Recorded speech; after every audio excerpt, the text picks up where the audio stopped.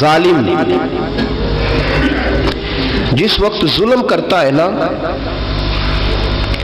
اس وقت وہ یہ سمجھ بیٹھتا ہے کہ میں ہمیشہ اسی طاقت میں رہوں گا۔ ظالم جب ظلم کرتا ہے تو وہ سمجھتا ہے کہ شاید یہی قوت، یہی طاقت، یہی جوانی، یہی اقتدار یہ قائم رہے گا، لیکن کبھی ظلم کا راج قائم رہ سکا نہیں، رہتا ہی نہیں۔ یزید نے ظلم کی حد کر دی، جب تخت حکومت میں بیٹھا تو ظلم کی حد کر دی، حد کر دی اس نے سمجھا تھا کہ شاید یہ اقتدار میرے پاس رہے گا، شاید یہ تخت جو میں نے سجایا ہے اس پہ سجا رہوں گا، بنا رہوں گا، قائم رہوں گا۔ اسے سمجھ نہیں نہ آئی کہ حکومتیں ظلم سے نہیں عدل سے قائم رہتی ہیں۔ میرے عمر فاروق رضی اللہ تعالیٰ عنہ کی حکومت عدل سے قائم تھی تو 12 سال قائم رہی، 12 سال قائم رہی، اور عمر چلے گئے، عدل کرتے کرتے چلے گئے۔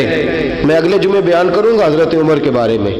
جناب عمر چلے گئے، عدل کرتے کرتے دنیا سے رخصت ہو گئے، لیکن مدینے کی گلی سے بھی جا کے پوچھو گے تو عمر کے عدل کی گواہی دے گی۔ مدینے کی گلی اور مٹی بھی کہے گی کہ عمر عادل تھا۔ یزید نے ظلم کیا نا، پورے 4.5 سال رہا، لیکن اس کا خیال تھا کہ میں جمع رہوں گا، بنا رہوں گا، رہ سکا نہیں، رہ سکا، کیونکہ اللہ غافل ہے، اللہ کو پتہ ہے۔ اور ایک اور بات بھی، ایک اور جملہ بھی کہنے لگا ہوں، اسے بھی یاد رکھیے گا، ظالموں کو مددگار بھی مل جاتے ہیں، ظالموں کو مددگار بھی مل جاتے ہیں، بلکہ ظالموں کے مددگار زیادہ ہوتے ہیں، بدی جلدی پھیلتی ہے، گناہ جلدی پھیلتا ہے، ظالموں کے مددگار زیادہ ہوتے ہیں۔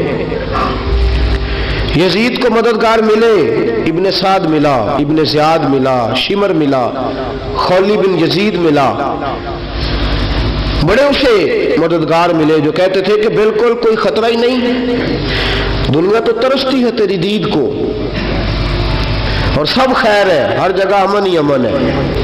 یزید جب ظلم کر رہا تھا تو سمجھتا تھا مجھے کوئی نہیں پوچھے گا، کوئی میرے قریب نہیں آئے گا، لیکن یارو اس تک دنیا کا کوئی بندہ تو نہیں پہنچ سکا، لیکن اللہ کا قہر تو پہنچ گیا نا،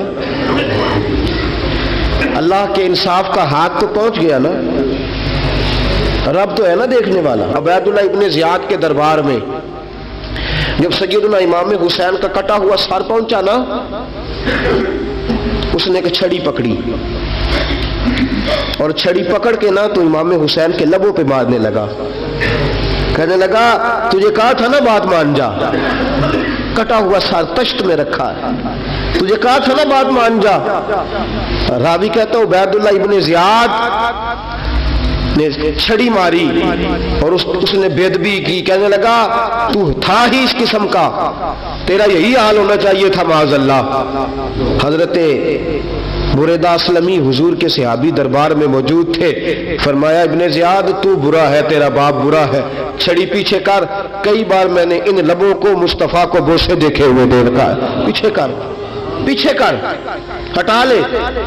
راوی کہتے ہیں کہ 1 2 3 4 5 6 سال گزر گئے، وہی کوفے کا دربار، وہی محل، وہی تخت اور وہی تشت جس میں امام حسین کا سر رکھ کے لایا گیا تھا۔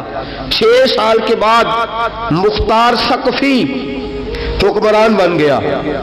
مختار ثقفی نے کہا کہ میں چن چن کے ماروں گا وہ بندے جنہوں نے امام حسین کو قتل کیا تھا۔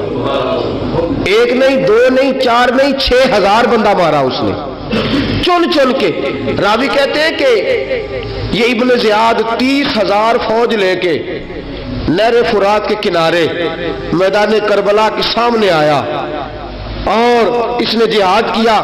مختار ثقفی نے ابراہیم بن مالک کو بھیجا، فرمایا جاؤ قتل کر کے لاؤ۔ لڑائی شروع ہو گئی، یکم محرم کو ہوئی تو پھر بند ہو گئی، پھر 5 کو شروع ہو گئی، پھر 7 کو شروع ہو گئی، 10 محرم کا دن آ گیا 6 سال کے بعد، وہی ظہر کا وقت آ گیا، وہی عبید اللہ ابن زیاد جس نے امام حسین رضی اللہ تعالیٰ عنہ کو قتل کروایا تھا، وہ گرا ہوا ہے اور زمین پہ گرا ہے، اس کی گردن پہ ابراہیم بن مالک نے پیر رکھا اور اس کی گردن کو کاٹ کے تشت میں رکھا، اور تشت میں رکھ کے جب اس نے کوفہ بھیجا، وہی تخت جس پہ عبید اللہ ابن زیاد نے بیٹھ کے امام حسین کے مبارک لبوں پہ چھڑی ماری تھی، اسی تشت پہ رکھ کے جب اسی عبید اللہ ابن زیاد کا سر سامنے رکھا تو کوفے کے اس دارالخلافہ کے ایک کونے سے ایک بابا بولا اور بول کے کہنے لگا، لوگوں گواہ رہنا میرا رب بڑا عادل ہے، گواہ رہنا اللہ بڑا عادل ہے۔ چیختا ہے، کونے سے پکارتا، کہتا لوگوں عدل ہو گیا، انصاف ہو گیا، عدل ہو گیا، انصاف۔ دیکھو دیکھو، جب حسین کا سر آیا تھا، ابن زیاد نے گستاخی کی تھی تو کونے سے آوازیں نکلنے لگی تھی کہ زیاد برا ہے، حسین اچھا ہے۔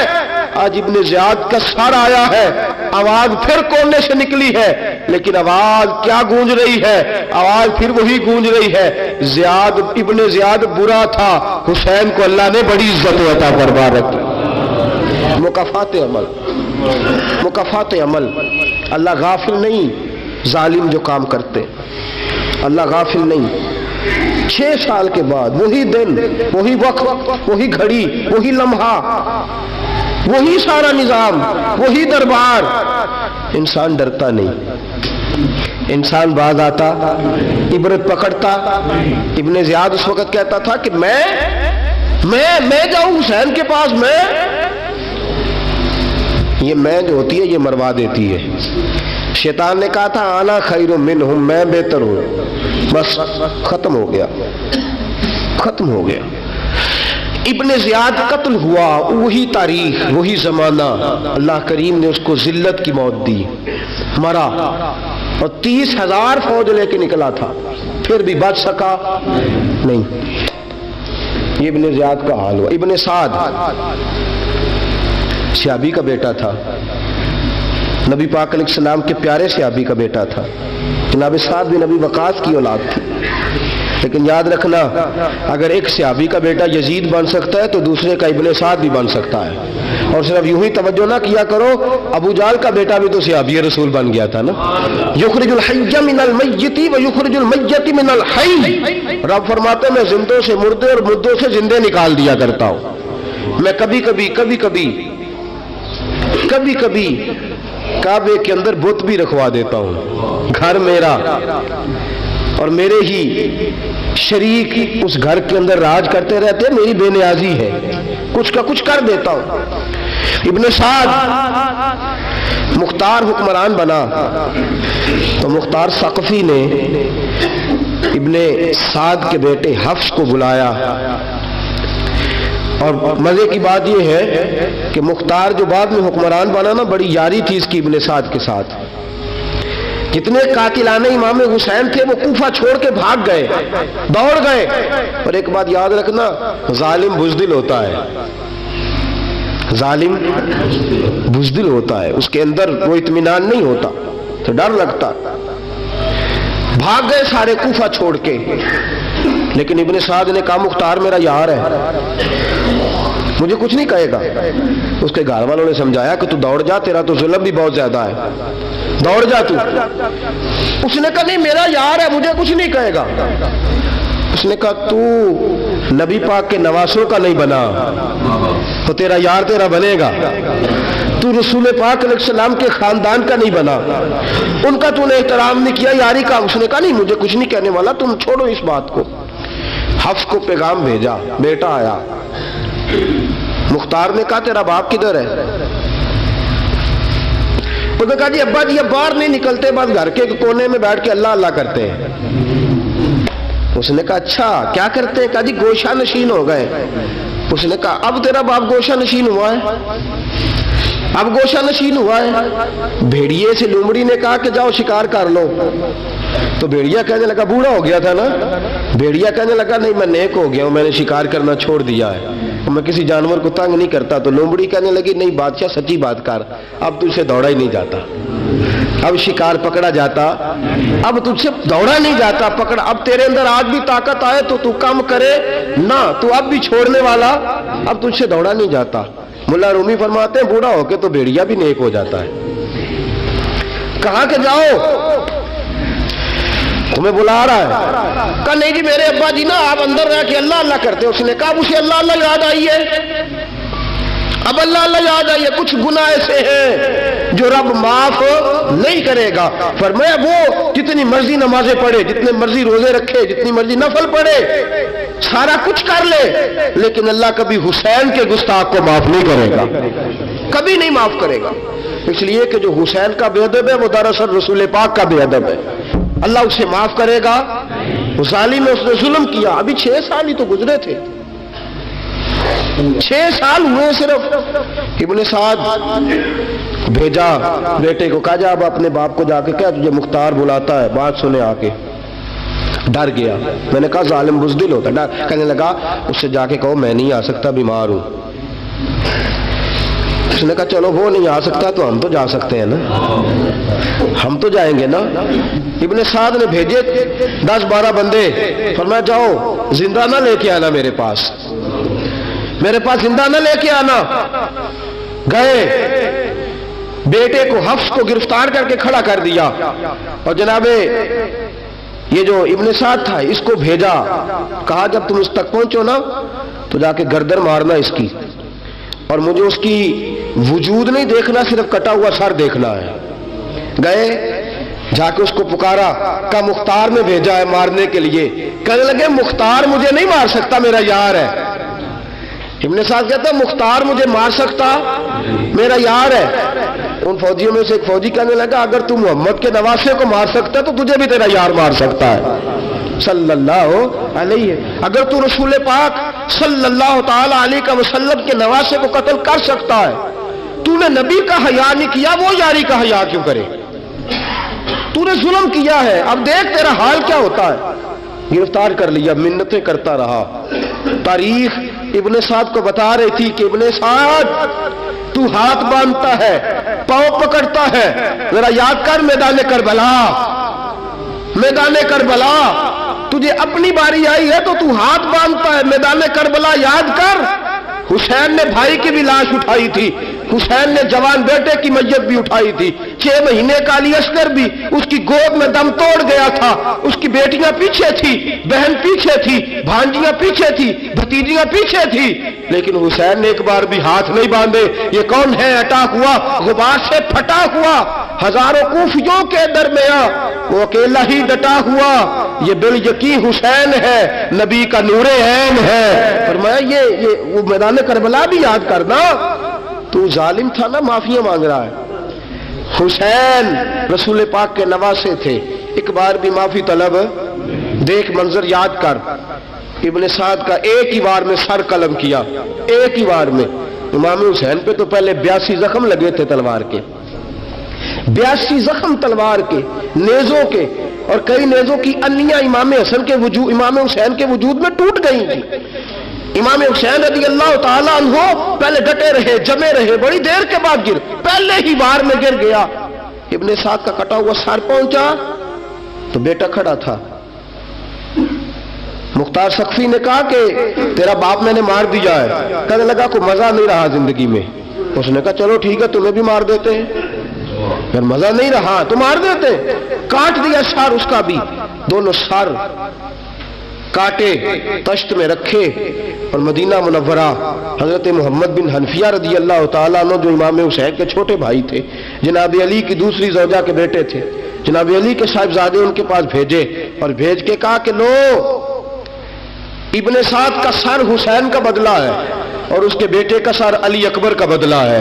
جب محمد بن حنفیہ کے پاس پہنچے تو آپ نے فرمایا یہ کمینوں کے سر میرے بھائی کے سر کا بدلہ ہو ہی نہیں سکتے، یہ کہاں حسین کا بدلہ ہو سکتے ہیں؟ وہ حسین ابن علی، وہ حسین ابن علی، حسین ابن علی کی شان رفت کوئی کیا جانے، حسن جانے، علی جانے، نبی جانے، خدا جانے۔ وہ حسین ابن علی کہ باپ جنہاں دا ہر میدان اندر لڑدا رہا سی کل ایمان بن کے، ماں جنہاں دی سجدۃ النساء ہوئے تے نانا عرش تے جاوے مہمان بن کے۔ فرمایا یہ حسین کا بدلہ ہو سکتے ہیں؟ وہ خولی بن یزید، خولی بن یزید جس نے امام حسین کا سر کاٹا تھا، پتہ چلا نا، دیکھیں نا امام حسین کو کتنے موقع ملے تھے کربلا سے جانے کے، پہلے موقع پر ہی اور بن یزید نے کہا کہ امام آپ جانا چاہے تو میں رستے کھول دیتا ہوں، آپ تشریف لے جائیں۔ امام حسین نے فرمایا میں علی کا بیٹا ہوں، دوڑوں گا نہیں، میں دوڑوں گا نہیں، میں نہیں جانے والا۔ خولی بن یزید دوڑ گیا، کوفہ چھوڑ کے دوڑ گیا اور کسی دور دراز علاقے میں جا کے ڈیرا لگا لیا۔ پھر وہاں سے واپس آیا کہ کسی نے کہا امن ہو گیا، آجا، آ گیا دوبارہ کوفے۔ مختار کو پتا چلا کہ آ گیا ہے، پھنس گیا ہے، گھر پہنچ گیا ہے۔ اس کی بیوی جو تھی نا خولی بن یزید کی، بڑی محبت کرتی تھی نبی پاک کے خاندان کے ساتھ، حضور کے خاندان کے ساتھ بڑی محبت کرتی تھی، اور محبت والوں کا انداز پتہ کیا ہے؟ رنگے چمن پسند، نہ پھولوں کی بو پسند، ہم کو ہے وہ پسند جسے آئے تو پسند۔ یہ انداز ہے، انداز محبت یہ ہے کہ نبی پاک کا غلام نہ ہو، سگا چچا بھی ہو تو مانتے نہیں، غلام نہ بنے، سگا چچا بھی ہو تو مانتے نہیں، اور نبی پاک علیہ السلام کا غلام ہو، چاہے حبش کا رہنے والا بلال ہی کیوں نہ ہو، سردار مانتے ہیں۔ یہ انداز محبت ہے۔ وہ بیوی بڑی محبت کرنے والی تھی، اس نے پیغام بھیجا، اس نے کہا آ گیا ہے گھر، بندے بھیجے، کہا جاؤ خولی کو پکڑ کے لاؤ۔ مختار نے کہا جلدی لاؤ، حکمران نے حکم دیا لاؤ، پکڑ کے گئے، گھر کے اندر گئے تو چھپ گیا۔ چھپا کہاں؟ ٹوکرے کے نیچے۔ میں نے کہا ظالم بزدل ہوتے، ایک ٹوکرے کے نیچے چھپ گیا۔ بیوی سے کہنے لگا، ان سے کہنا میں گھر کوئی نہیں، ان سے کہو میں گھر نہیں۔ بیوی کہنے لگی چلو ٹھیک ہے۔ دروازے پہ گئی، وہ کہنے لگے ہم خولی بن یزید کو گرفتار کرنے آئے ہیں۔ منہ سے پکار کے کہنے لگی گھر کوئی نہیں، منہ سے، اور ہاتھ کے اشارے سے کہنے لگی وہ ٹوکرے کے نیچے چھپا ہوا ہے۔ منہ سے کہنے لگی کوئی نہیں گھر، تاکہ سن لے اندر، سن لے۔ منہ سے کہنے لگی کوئی نہیں، ہاتھ کے اشارے سے کہنے لگی چھپا ہوا ہے ٹوکرے کے نیچے۔ گئے، جا کے ٹوکرا ہٹایا، اپنے پاس بہت ساری دولتیں اور جائیدادیں وہ ساری دے دی۔ کہنے لگا یہ میرے پاس کتنا پیسہ ہے، یہ بہت سے کاغذات ہیں، یہ کتنے زیورات ہیں، لے لو، مجھے چھوڑ دو۔ انہوں نے کہا وہ حکومت کدھر ہے جس کے لیے تم نے حسین کا سر کاٹا تھا؟ کدھر ہے وہ تمہارے تخت، اور کدھر گئی وہ تمہاری سلطنتیں، اور کدھر گئی وہ تمہاری دولت اور اقتدار، اور کدھر ہے وہ تمہارا اسلحہ جس کی بنیاد پر تم نے رسول پاک کا خون میدان کربلا میں بہایا تھا؟ وہ ہمارے سامنے لے کے آ۔ کہنے لگا یہ تھوڑے سے انعامات جو میں نے اکٹھے کیے تھے، یہ دنیا کی گندی دولت، اس کے لیے میں نے میدان کربلا میں امام حسین کا مبارک سر مبارک تن سے جدا کیا تھا، لے لو، مجھے چھوڑ دو۔ انہوں نے کہا نہ دنیا میں لے تجھے چھوڑیں گے، اور نہ اللہ ہی تجھے قیامت کے دن چھوڑے گا۔ گرفتار کر کے لائے، گرفتار کر کے لائے۔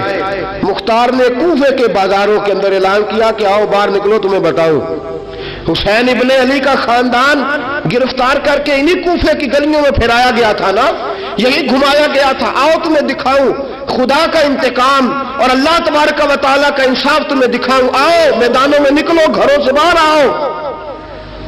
مختار ثقفی اگرچہ بندہ آباد میں یہ بھی ٹھیک نہ نکلا، لیکن بعض اوقات میرے نبی پاک علیہ السلام نے فرمایا اللہ اپنے دین کا کام اپنے نافرمان سے بھی لے لیا کرتا ہے، اس نے کام لینا ہو فاسق سے بھی لے لیتا ہے۔ اللہ نے لے لیا کام، نکلو میدانوں میں، نکلے باہر، چوک بھر گئے، گلیاں بھر گئیں، کوفے کے محلات بھر گئے۔ مختار نے کہا لوگوں 6 سال پہلے کی تاریخ بھی ذہن میں رکھنا، اور آج کا دن بھی تم کبھی مجھے وہ خولی بن یزید ہے کہ یہ نعرے لگاتا تھا کوفے کی گلیوں میں کہ میں نے حسین کا سر کاٹا ہے، میں نے حسین کا سر کاٹا۔ تمہارے سامنے کھڑے، پوچھو پوچھو اس سے پوچھا بھی تو نے حسین کا سر کاٹا؟ کہنے لگا جی میں نے تو بالکل نہیں کاٹا تھا، میں تو انعام کے لیے نعرے لگاتا تھا، میں نے تو نہیں کاٹا۔ اس نے کہا چلو ابھی کرتے ہیں تیرا بندوبست۔ زخم لگائے، زخم لگائے، تلوار کے ساتھ اس کے وجود پر زخم لگائے، اور جب نڈھال ہو گیا، خون بہ گیا، زمین پہ گر گیا، تو مختار نے کہا اس کے وجود کو آگ لگا دو، زندہ کو جلا دو۔ جب وہ جل رہا تھا راکھ اڑ رہی تھی، لوگ کہہ رہے تھے کہ دیکھو یاد رکھنا اللہ نے رسی ڈھیلی کر دی تھی، اب رب نے رسی کھینچی ہے، تو دیکھو خدا سے بڑا کسی کا انصاف نہیں ہے۔ کس انداز میں امام حسین کے قاتل کو شمر ذل جوشن، میں نے کہا تھا 10 محرم کے دن جب مختار کے لوگ اس کے پیچھے بھاگے تو مدینہ منورہ تک گیا، حضرت امام زین العابدین سے بھی ملا، انہوں نے پانی بھی پلایا، کہنے لگا امام صاحب لگتا ہے آپ نے مجھے پہچانا نہیں۔ فرمایا میرا سارا گھر اجاڑ دیا، میں تجھے بھول سکتا ہوں؟ کہا پھر پانی کیوں پلایا ہے؟ فرمایا بند کرنا تمہارا کام ہے اور دشمنوں کو پلا دینا یہ ہمارے خاندان کا رواج ہے۔ فرمایا میں نے میرا سارا گھر اجاڑ دیا، تجھے کبھی بھول سکتا ہوں؟ بھول ہی نہیں سکتا، لیکن چونکہ ہمارے گھر کا کوئی مزاج ہی تھوڑا منفرد ہے، ہمارا کوئی انداز ہی تھوڑا مختلف ہے۔ شمر دوڑتا امام زین العابدین سے کہنے لگا پناہ، مجھے پناہ ملے گی؟ آپ نے فرمایا جیسے اللہ پناہ نہ دے اسے بندہ بھی نہیں دے سکتا، تیرے پاس اب چارہ کوئی نہیں، اس لیے کہ اب تجھے دیکھے نا، یاد رکھنا ظالم دوڑتے ہیں نا، جب ظالم دوڑتے ہیں تو پناہ مانگتے پھرتے ہیں، جب ان کا توتی بولتا ہے تو کہتے ہیں ہم چما دیگرے نیست، ہمارے جیسا کوئی اور ہے ہی نہیں، اور جب رسی کھینچتا ہے اللہ تو پھر بھاگے پھرتے ہیں گلیوں اور بازاروں میں، دوڑے پھرتے ہیں۔ اس لیے کہتے ہیں کہ ڈر کے رہنا چاہیے، ڈر کے۔ آج ان کے ساری شمر کو کہا کہ تو اب تجھے کوئی پناہ دے نہیں سکتا، اس لیے کہ تو اللہ کی پکڑ میں آنے والا ہے۔ شمر دوڑتا دوڑتا ایک گاؤں میں جا کے چھپ گیا، وہاں کے لوگوں کو مارا پیٹا، کہا قبر کسی نے بتایا تو گردن اڑا دوں گا۔ رات کا سناٹا چھایا تو مختار سقفی کا گروہ پہنچ گیا، شمر کو گرفتار کر کے لایا۔ مختار سقفی نے کہا کہ اس کے نا ہاتھ اور پیر باندھو، یہ پانی بند کرتا تھا میرے امام کے بچوں پر، یہ پانی بند، اور نعرے لگاتا تھا، کھڑا ہو کے کہتا تھا کہ امام پانی جانوروں کو دوں گا، درندوں پرندوں چرندوں کو دوں گا، لیکن اگر علی اصغر مانگے گا تو پھر نہیں دوں گا، علی اکبر مانگے گا تو پھر نہیں دوں گا، عباس مانگیں گے تو پھر نہیں دوں گا، اگر زین العابدین مانگیں گے تو نہیں دوں گا، سکینہ شہربانو اور زینب کو پانی نہیں ملے گا، باقی ساری کائنات پیے گی، آپ کو نہیں ملے گا۔ یہ وہی شمر تھا، گرفتار کر کے لایا، 3 دن تک پیاسا رکھا اور زبان اتنی لمبی باہر نکل آئی، العطش العطش کی آوازیں بلند کرنے لگا۔ کہا جناب اس کا کرنا کیا؟ کہا اس کے ہاتھ باندھ دو، پیر باندھ دو، اور جو بھوکے کتے ہیں نا، جن کو کئی دنوں سے میں نے بھوکا رکھا ہوا ہے، وہ کتے اس پر چھوڑو، اور جب کتے اس کا گوشت نوچے تو کوفے کے بازاروں میں اعلان کرنا کہ جو نبی پاک کی اہل بیت کا گستاخ ہو اسے اسرائیل بھی جان نکالنے نہیں آتے۔ کتے نوچتے ہیں، تڑپتا ہے لیکن جان نکلتی۔ کہا آؤ دیکھو آ کے یہ ہے میت کسی بے ادب کی، منہ دکھانے کے قابل نہیں ہے، ان کے دشمن پہ لعنت خدا کی، رحم پانے کے قابل نہیں ہے۔ فرمایا دیکھو جان بھی نہیں نکل رہی۔ فرمایا یہ وہ ہے جس کو 2 گز زمین بھی نہیں مل سکی، کتوں کے پیٹوں میں اسے جگہ ملی ہے، یہ وہ تھا۔ تو جناب امام حسین رضی اللہ تعالیٰ عنہ کے خاندان پہ پانی بند کرنے والا تھا۔ میرے عزیزو دیکھو، رب فرماتا ہے کہ میں کبھی کسی ظالم سے غافل نہیں